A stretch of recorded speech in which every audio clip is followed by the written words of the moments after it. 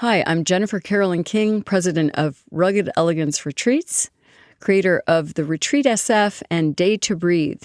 I'm Timothy Friedel. I'm Jennifer's husband and business partner, and we're excited to be here with the Ear Hustle team. And this episode of Ear Hustle Contains language and content that may not be suitable for all listeners. Discretion is advised.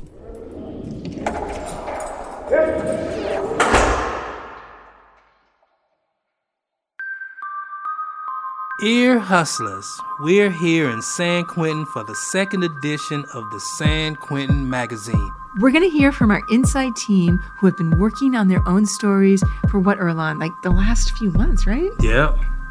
I'm Erlon Woods. I'm Nigel Poor, and this is Ear Hustle from PRX's Radiotopia, the special magazine edition. Yes, part 2.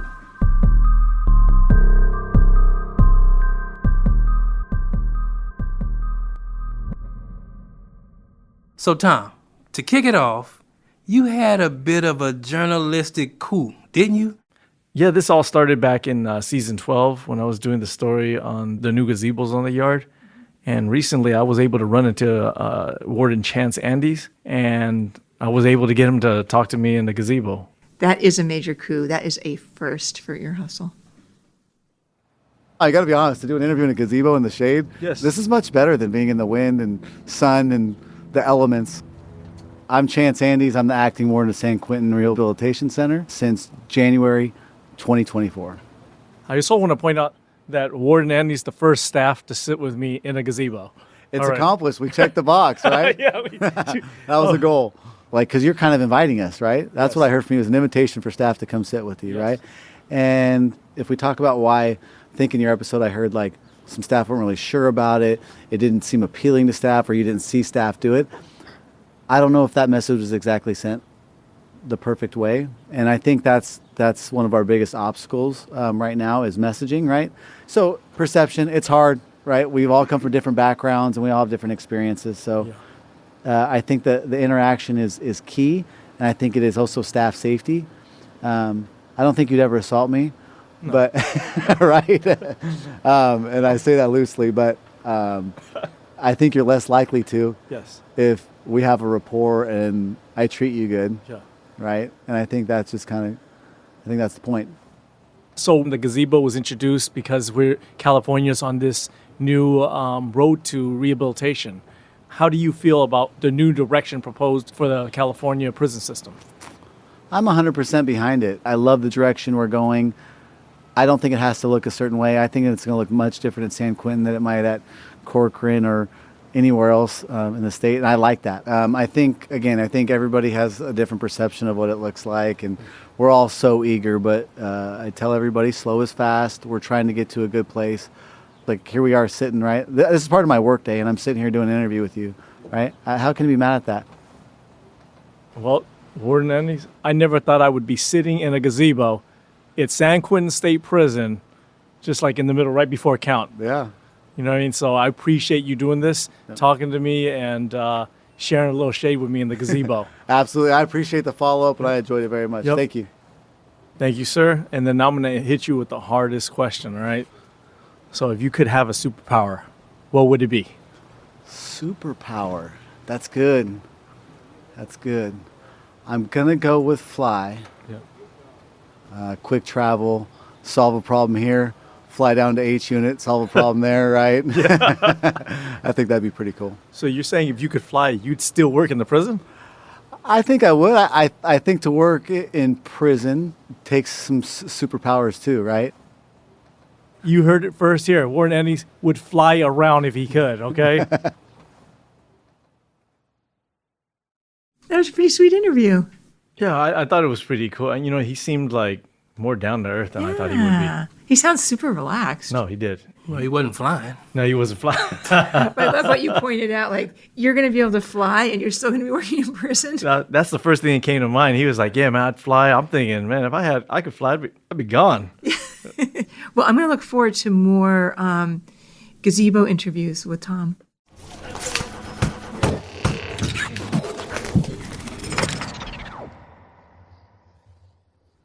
Tony Tafoya, our inside managing producer. Tell us what your story's about. My story is about blue jeans, and it's a big change here at San Quentin. We can now buy jeans, and we haven't been able to buy jeans for almost 20 years. So, the jeans are back. Yes, they are. What do you think about them? I love them. I'm glad that they're back. I wear nothing but, my jeans. I wish I could afford it and get one myself. Feels nice being able to feel like a normal human being again. Well, it gives you a different feel, different decor, gives you a little taste of freedom.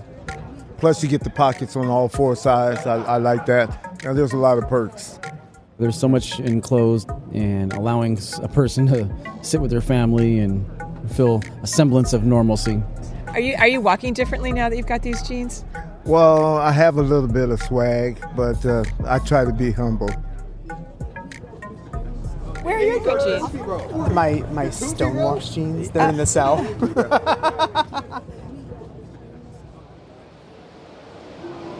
Let's see these things. We used to get these when we had packages that came from home. Michael has been storing these jeans in his cell for over 20 years. These are the Levi Silver Tab blue jeans, carpenter style.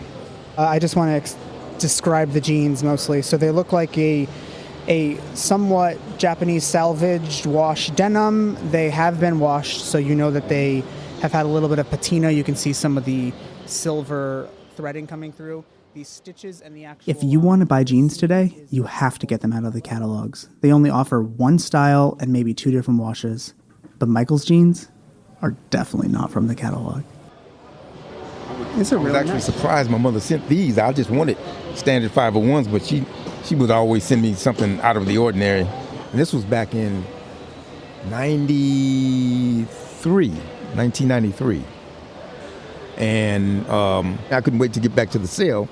I was bragging to myself, yeah, check these jeans out, look at it. So Michael's mom sent him these jeans. About 3 years later, CDCR came out with a new regulation. Guys could no longer own or wear jeans. When that happened, I said, okay, I'm not sending these home, right? So I'm going to fold them up, put them in plastic, and just stuff them. And I was going to use these eventually one day when I get out for dress outs. But Michael was really rolling the dice. These jeans were technically contraband, and they could be taken at any time, so he had to hide them. How many searches do you think you've gone through since the jeans were eliminated? Wow. Man, it had to be about, 15 or more.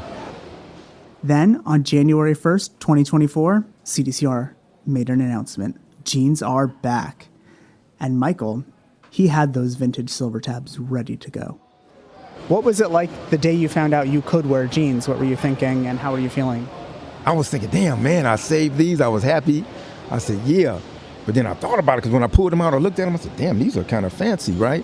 They're not like the ones that they offer us, are just plain, right? But so I checked, I looked at all the memos, I looked and everything they said Levi style blue jeans. No skinny jeans, no other color, just blue jeans, right? I said, okay, I'm covered then. This is good. Even though he doesn't have to hide his jeans anymore, Michael still keeps them wrapped up, carefully folded, and in plastic. Like basically a prison vacuum seal, and in a box. You ever seen those commercials where they suck the air out of the plastic? These machines, they... Mothball free? Yeah. And I squeeze it. And just tie it in one good knot here. Bam, and that's it. Every time you take them out, do you think of your mother? Yeah, definitely. Yeah, definitely. So meanwhile, a lot of other guys are actually trying to get used to wearing jeans for the first time in prison. That could be a big change, especially when you're used to wearing pajama bottoms. I'm going to introduce you to one other guy. His name is Vernon. I remember putting them on, and I was like, "Ooh, this feels good. This feels different." And it's so funny, right? I tried to put my jeans on with my shoes on, right? For years now, with the state issue pants that they give us, that's how I've been putting on my pants. I would have my shoes on and I just kind of slip on my jeans because the state issue pants are so flexible, right? So that's just how I would do things. And I would see other incarcerated people doing that. So basically I'm saying this to say that I wasn't used to wearing jeans. It had been so many years. My cellie pointed out, he's like, bro, just slow down, take your shoes off, you know what I'm saying? And, because my shoes that got stuck at the bottom of my jeans, right? And so I had to get used to wearing jeans all over again, right? One of the reasons people were so excited to wear the jeans is because you could wear them to your visits for your family, which is a big deal because you want to look nice for your family, you want to look presentable, and you even want to show them how well you're doing. I do remember the first time I got a visit in the jeans and my wife had come to see me and I showed her, I was like, hey, look, these are the jeans that you bought me. How do they look? She was like, oh, man, they look good. I like them. I was like, yeah, they're a little bit tight, but, they're cool. Maybe these are how I should wear my clothes like once I re-enter, right? She was like, that was like a good investment because they cost like $75. And at first she was like, $75, okay. But I was like, she saw the impact that it made. And, she was like, that was worth it. But then she came for another visit, and CDCR had changed the rules again. I'm dressed for visiting. It's like around 9:30. I'm walking to visiting. I was feeling happy. I was excited. I was excited because I was about to see my wife. And I was stopped by an officer. He was saying, the day before we had a meeting and we decided that we're going to start enforcing state issue blues only at visiting. So according to the policy, you can only wear your jeans on the yard, but not to a visit. And Vernon, he got rid of all of his state blue pants and he only had jeans. Once we were allowed to have jeans, I turned in all my state issue blues. So then he ended up calling the sergeant. He explained the situation to the sergeant that I don't have any state issue blues. The sergeant didn't budge, and they canceled my visit.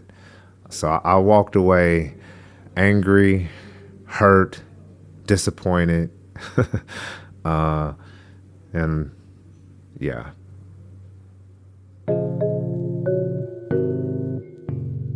So that's where it stands today. We have these amazing jeans that we can only wear around the yard, but we can't show them to our families. That's what I always hated about prison policies. It's a lot of bullshit there. Like, why can't you wear the jeans on a visit? It's blue. Can't nobody else wear blue. Right. And visitors can't wear jeans inside. Visitors can't wear jeans. They can't wear blue jeans. So you're the only person that's going to have on blue. So they can't say security reasons. So it's crazy. I always remind myself when it comes to institutions, logic doesn't apply. Okay, but you know what I loved about this story? It was a real ear hustle story to me because it has such a surprise, right? You think it's going to be about something really joyful and surprising, and it is, and then it has that sort of gut punch at the end. You know what the biggest surprise is? What? How he smuggled those jeans for 20 years. Yeah. Without them ever taking them. Yeah, it has the story has nice little details like that you don't expect. So very cool story. Really enjoyed it. Thank you. Yeah, thank you.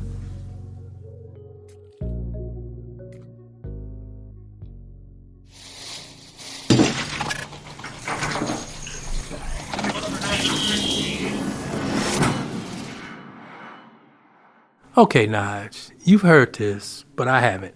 That's right. So this next piece comes from inside producer Darrell Sadiq Davis, who recently let me in on a little secret. He wants to make his own show. What? Yep. That means we're doing our job. I like your attitude. So tell me about what we're doing right now. This is basically a pilot for my new cooking show.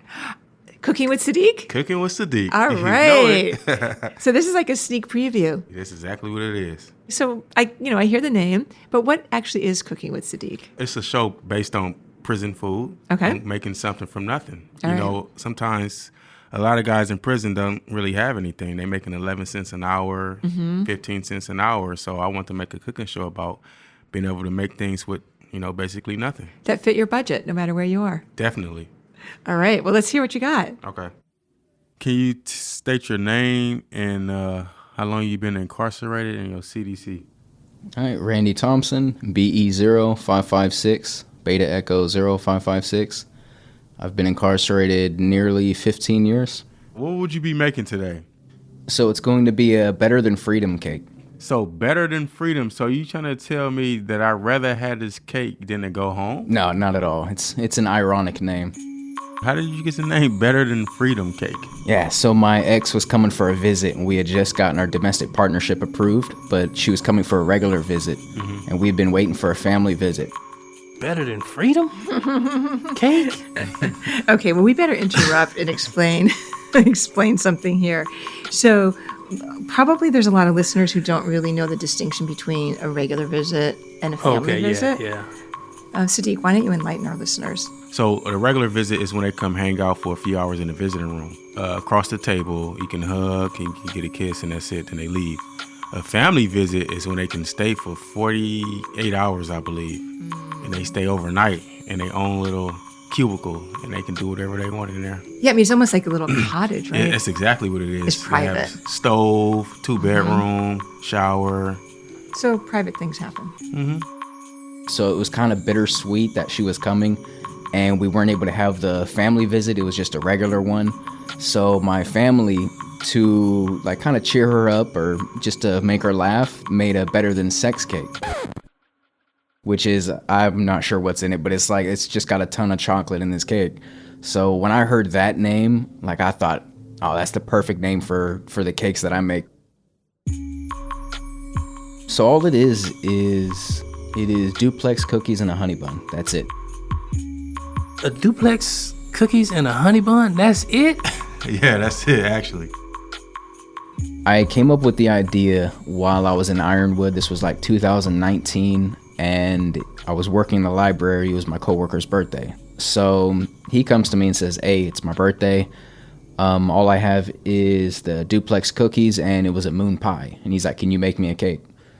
So I tell him, like, oh, sure, leave me the ingredients. So I take them, I'm looking at them, I'm thinking, like, I'm breaking it down into, like, their components. I'm like, you have the duplex cookies with the shell and the cream. You have the moon pie with the marshmallow. I think it was a chocolate one. So I'm thinking, okay, well, I can crush up the cookies to make a dough, use the cream as a frosting. Marshmallow makes a great center in those kind of like sweet snacks. I wanted to see Randy's cake making in person, so I brought him down here to the media center. And the reason why I brought him down is because actually seeing it in person is way better than just hearing about it. So he made sure everything was clean. He laid it all out on the table. You know, one thing about Randy, he's a neat freak, so he cleaned it all up, had his gloves on, and got to work. So the first step in making these is to scrape the cream out of the duplex cookies. So I'm using a spoon while wearing gloves, and I'm splitting the cookies in half, and then using the spoon to scrape the cream out into a bowl. This is what we're going to use as our frosting. So about 2 years ago, I was at Ironwood State Prison on my birthday. And I had planned with my girl at the time that we would both make cakes at the same time while talking on the phone. She lived in Scotland, which is an 8-hour difference. So it being in the afternoon for me it's late at night for her. So we got on the phone. Now that we have a free phone call, so it's easy to just call back to back and talk for hours. So we sat on the phone and I walked her through it step by step on exactly what to do on how to make this cake. She had the ingredients. She had her 2 kids helping her. And we ended up making it. She put candles on it, sung happy birthday, blew out the candles. She ended up messing up on the cake. It came out terrible. It was, like, her kids didn't even want to eat it. And it's sugary as hell. So, but just that effort, it made me feel special that I had somebody out there that wanted to spend my birthday with me making something. Yeah, what are you doing? All right, so what I've done is after separating the cream from the cookies, I put the cream in a bowl by itself. And then I put the cookies back into the bag that the duplex cookies came in, and now I'm crushing them with a cup. So you wanted to try to get rid From there, he crushed the cookies down. He crushed the cookies, then he mixed the water. After he mixed the water, he made it into this dough, this like puttyish dough. And then he smashed the dough. He separated, put it in 2 halves. He put the honey bun in the middle of one of it and mashed the top with the other half. And from there, he put the icing on top of the actual cake. And mold the icing on top of the cake. Wow. Yeah. So I love that artistic expression when it comes to cooking and making something new or trying something out, trying to make something better. I love getting ingredients for food that's common out there, but that we don't have the ingredients for, and trying to find substitutes for things that we have on canteen. Like, okay, how can I make this with what I have on hand? And yeah, that's the part I enjoy about cooking. So who's digging in here? Well, hopefully all of us. Assuming neither of you are diabetics, right?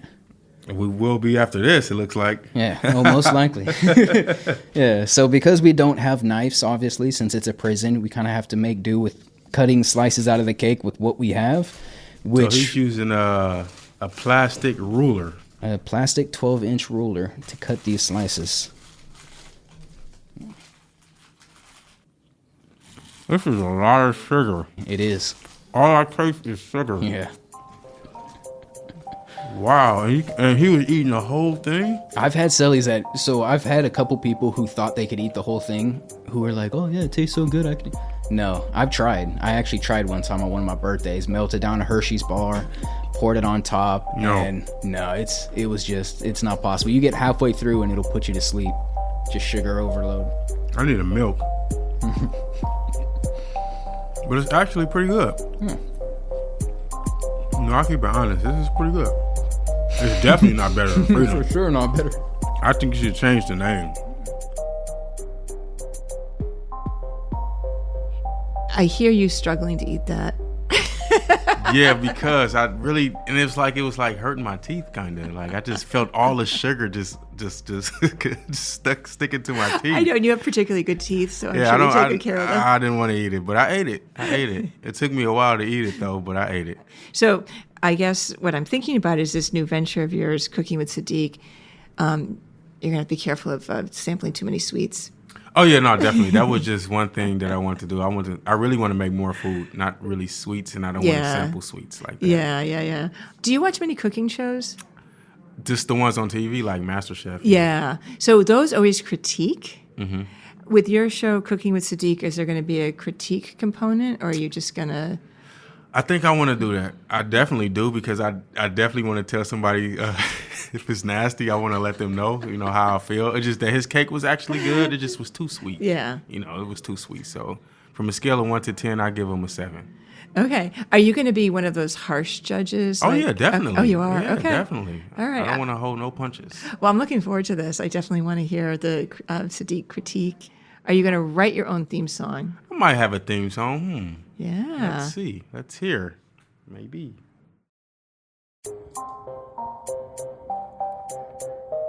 Who wanna cook with Sadiq? Who wanna cook with Sadiq? Who wanna cook with Sadiq? Who wanna cook with Sadiq? I don't know why I can hear Cheetos, Doritos, taking it. Who wanna cook with Sadiq?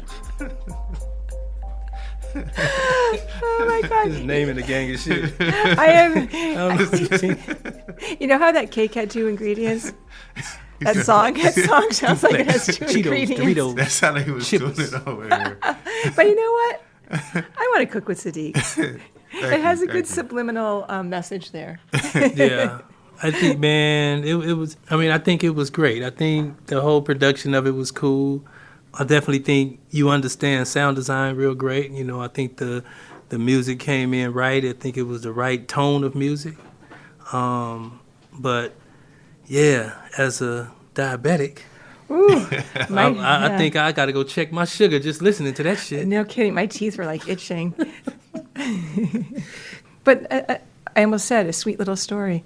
No, definitely. And it was just bringing me back to a lot of shit that people made in prison. Mm-hmm. You know what I'm saying? Like, it was some great cooks here that would take nothing and make something fire. Nice job. Thank you.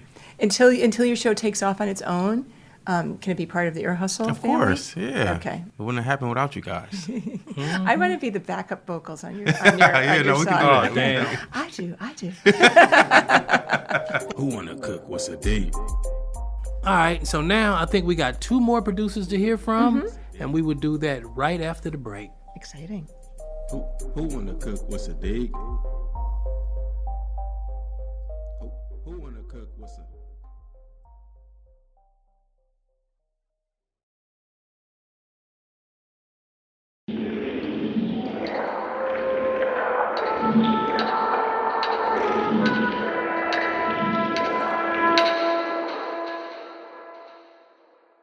Is this on? There it goes. All right, so we good. Yep, cool. So, you guys ready? Yeah, we're ready. All right. So basically, I went out and did a yard talk, and asked a couple people a silly question, then a little more serious question. The silly question was like, what kind of pizza would you be? I'd be a halal pizza of anything and all vegetables. It would be a taco pizza. So it's basically because I love pizza and I love tacos. So I get the best of both worlds. For me, I love the pineapple, pepperoni. I like to eat like that. But you're not going to eat it. No. You're going to be the pizza. I be the pizza. Oh, okay. Sprinkle a little bit of love, a little bit of kindness. A pizza filled with positive energy. So smiles on your pizza? Smiles on my pizza. Yeah. There you go. Be a combination of red hot chili peppers from the Mexican side, and on the American side over here, I think I would choose something crazy like lasagna. Lasagna. I would eat that pizza. Okay. Hey. Sorry, I don't want to eat you. Hey. I don't know. If my personality was a pizza, Right. it'd be a gumbo pizza. What kind of pizza would you be, Naja? I'm going to be honest, this question doesn't resonate with me. Do you still bring like the little turkey sandwich? I'd be a plain cheese pizza. Is that what you're getting at? Yeah, I'd be a plain cheese. Because it may be plain, but it's fucking good. So my question is, why don't you just ask what kind of food you would be? Why does that have to be on pizza? I just thought it was silly. Okay. I thought it was a goofy question to make people laugh. But then I would use that kind of as an icebreaker and move into a more serious question and ask people, when's the last time you cried in prison? Now, our second question is a little more serious. If I may, when is the last time that you cried in prison? Yesterday at church. Probably about 4 or 5 months ago. I haven't. I had one close call recently, though. There's no crying in prison. There's no crying in baseball. October of last year, I was really hoping my best friend on the streets was going to be able to actually make it out to see his first Christmas, but apparently he passed right before Halloween. So what surprised you when you asked guys this question? So I'd say the biggest thing for me was the fact that so many guys confessed to crying either like today or just within the past 48 hours. And I was expecting a lot of guys to be like, I don't cry. Or like, it's been 20 years, something like that. Okay. So are these guys like crying out in the open? Actually, even though they're admitting to crying recently, I would be surprised if I ever saw someone crying out in the open that often here. Have you ever seen people cry? Yes, I've seen people cry. And it's in the open? It's really rare. If you're talking about prison, it's rare, but it happens. And is it a verbal cry or is it just tears? I think when people cry out in the open in prison, it's probably without tears and more verbal. Other times it's been in more like private spaces, like groups.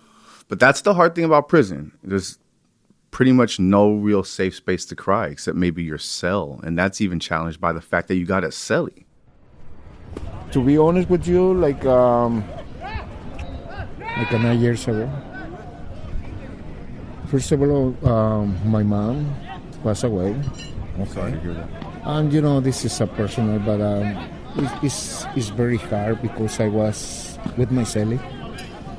And my cellie, he saw me, but I cannot cry, openly. But, in peace.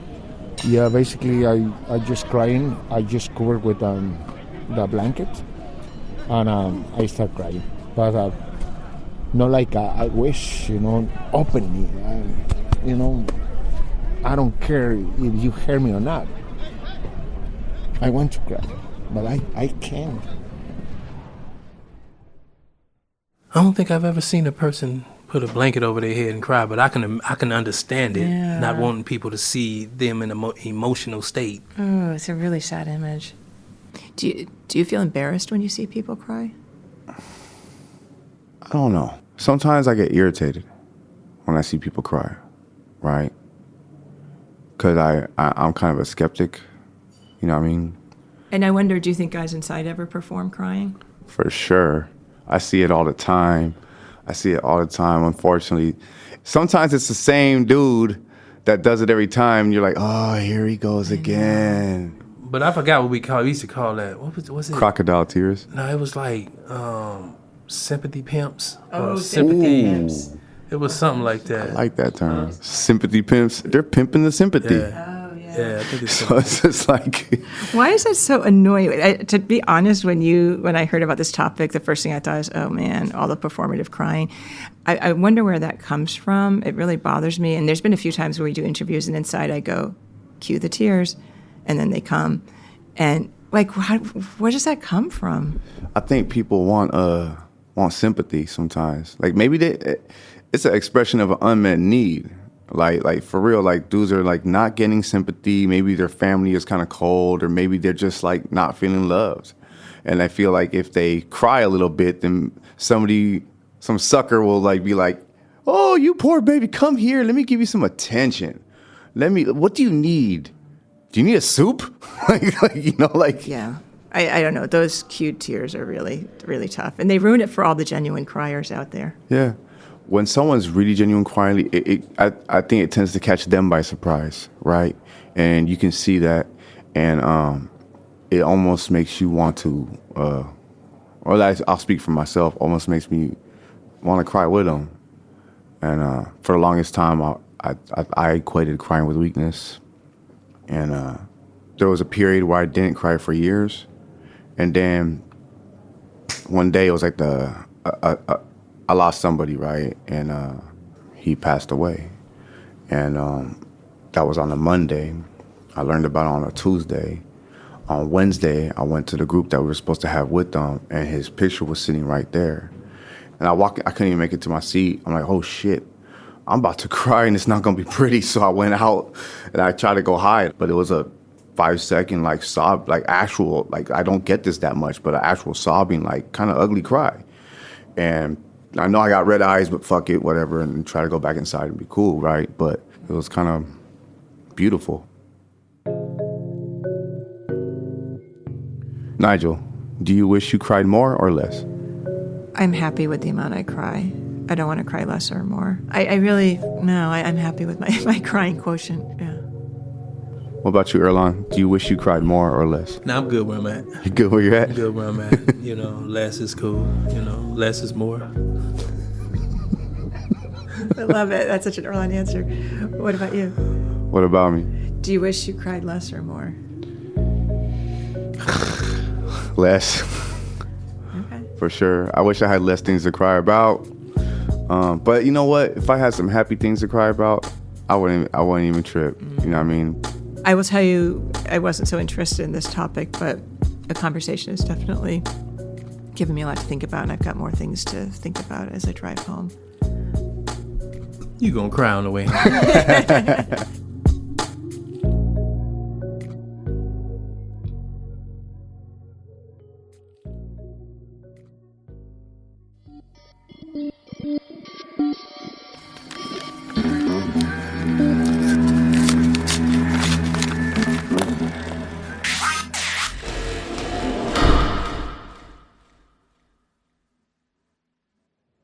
If you had to choose a superpower, what would it be and why? I go with the magnetic powers of Magneto. Shit. Here go our inside producer, Tom Wynn, with his superpower questions again. Yeah, I mean, he's been getting some good tape with that one. And this story he's going to tell us is about a friend of his. That's right. A cat named Saleh, who wants to be Magneto. He's very powerful, a very powerful mutant. Yeah. And he manipulates all kinds of metal. It's just very powerful and very moving, and it'll also get me and my friends out of prison. That's cool. You're also a fucking nerd.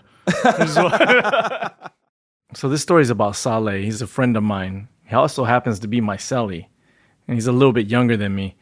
He grew up in Hawaii. He came to California when he was a kid.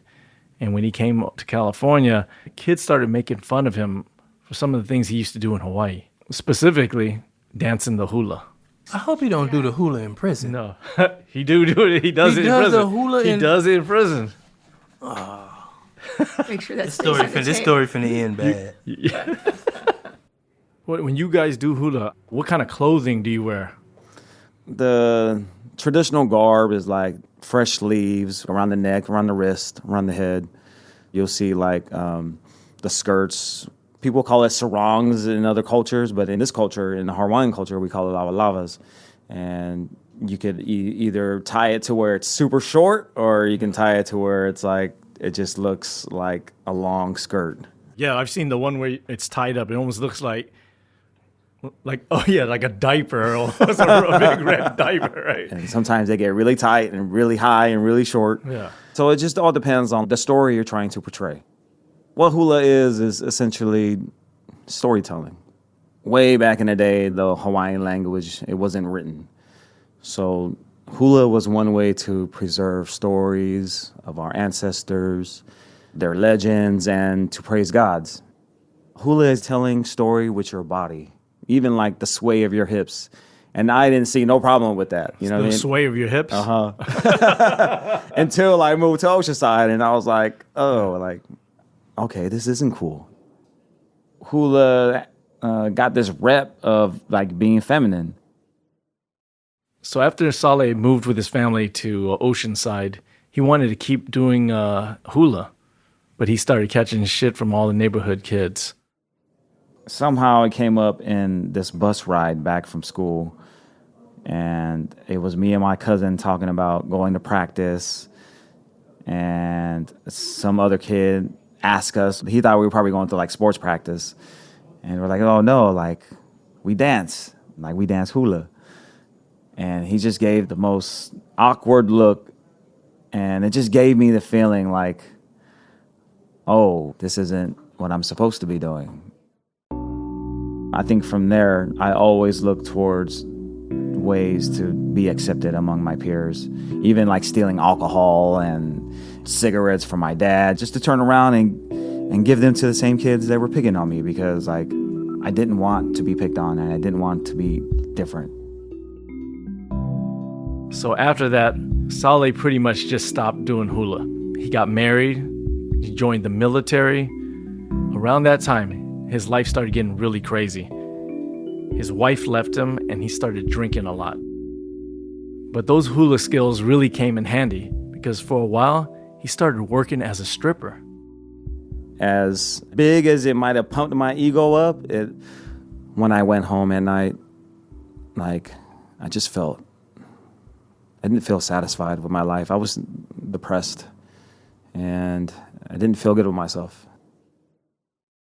When Saleh was about 30 years old, he committed a crime which sent him to prison. But the interesting thing is, when Saleh came to prison, he was introduced to Asian Pacific Islander community. You know, prisons like are segregated by race. And within this Asian Pacific Islander community, they practice hula. So he was now reintroduced to the original practice he did when he lived in Hawaii. But you know, doing hula in prison is kind of courageous. You gotta be tough or brave as hell to do this. Femininity in prison can be portrayed as a weakness. Like anything soft, like, you know, people are gonna take advantage of that. And I think for me to have those thoughts, like, man, I don't want nobody to try to take advantage of me. You know what I mean? Like, we get a lot of stares for sure, and a lot of mocking from strangers and from people we know. It's challenging for us to be like shaking our hips on the yard, like, you know what I mean? Like, everybody wants to sing like, my milkshake brings all the boys to the yard. Like,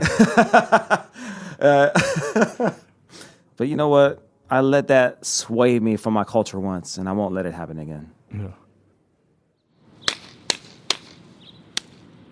Hi!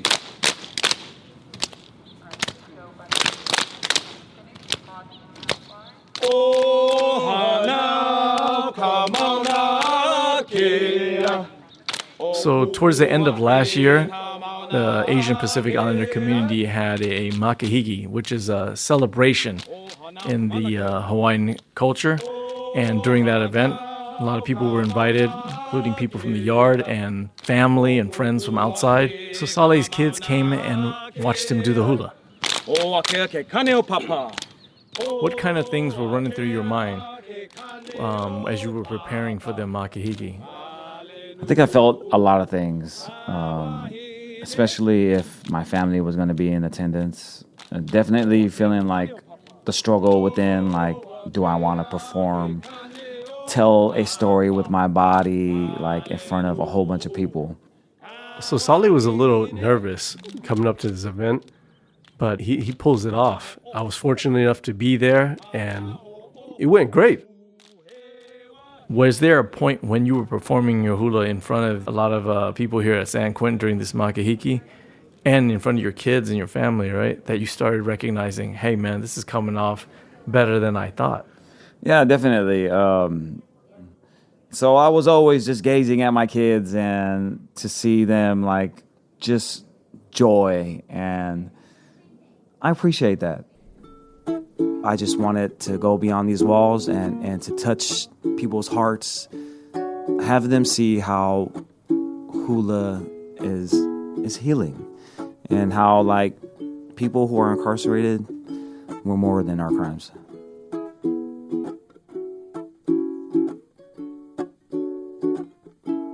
I could see you out there doing some hula. You could not see me on the prison yard doing no hula. I mean, and I'm the most masculine motherfucker there is, you know, but... Could you see him doing it? Yes. I could see him enjoy watching it. No, so... I mean, I think it's very interesting that you really, you know, in prison sometimes you get to find your culture again. Mm-hmm. Yeah, I mean, I think what you did with your journalistic skills here was you found a surprising story, right? That you wouldn't expect a guy would come to prison and go back to what he was doing as a kid.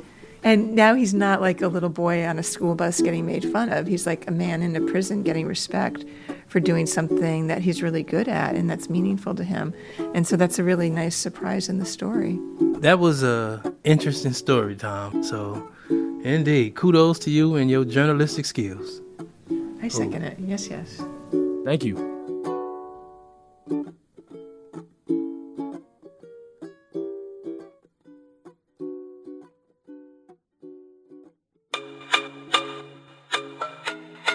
Well, Erlon, that was another cool magazine episode.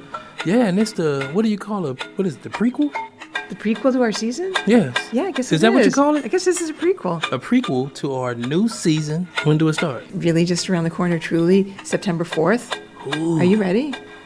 Not really. I mean, I can use an extra week. You got about a week.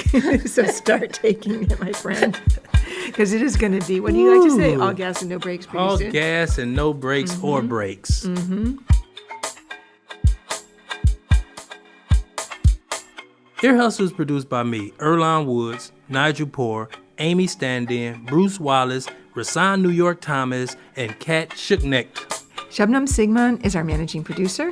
The producing team inside San Quentin includes Darrell Sadiq Davis, Tony De Trinidad, and Tom Nguyen. The inside managing producer is Tony Tafoya. Thanks to Acting Warden Andes at San Quentin, Acting Warden Parker, and Lieutenant Newborg at the California Institution for Women for their support of the show. Thanks also to this woman here. I am Lieutenant Giamare Berry, the Public Information Officer at San Quentin Rehabilitation Center, and I approve this episode. This episode was made possible by the Just Trust, building a smaller, more humane engine of justice and safety across the country. For more information about the episode, check out our show notes on Ear Hustle's website, earhustlesq.com. You can also find more about the show on Instagram, Facebook, and YouTube at Ear Hustle SQ. Erlon Woods sound designs and engineers the show, with help from Fernando Arruda, Harry Culhane, and Darrell Sadiq Davis. But Erlon, Tony Tafoya actually engineered this episode. Pretty cool. Yeah. Music for this episode comes from David Jazzy, Antoine Banks Williams, Tom Wynn, Darrell Sadiq Davis, and Fernando Arruda. Want more Ear Hustle? Subscribe to Ear Hustle Plus. We've got bonus episodes and live chats where we get to chop it up with listeners about the show. Subscribe at earhustlesq.com/plus or in the Apple Podcast app. And don't forget to sign up for our newsletter, The Lowdown. Subscribe at earhustlesq.com/newsletter. And while you're at it, leave us a review on Apple Podcasts. That's a big help for the show, and we appreciate you for it. Yes, we do. Ear Hustle is a proud member of Radiotopia from PRX, a network of independent, creator-owned, listener-supported podcasts. Discover audio with vision at radiotopia.fm. I'm Nigel Poor. I'm Earlonne Woods. I'm Tom Wynn. Thanks for listening. Who wanna cook? What's a dick?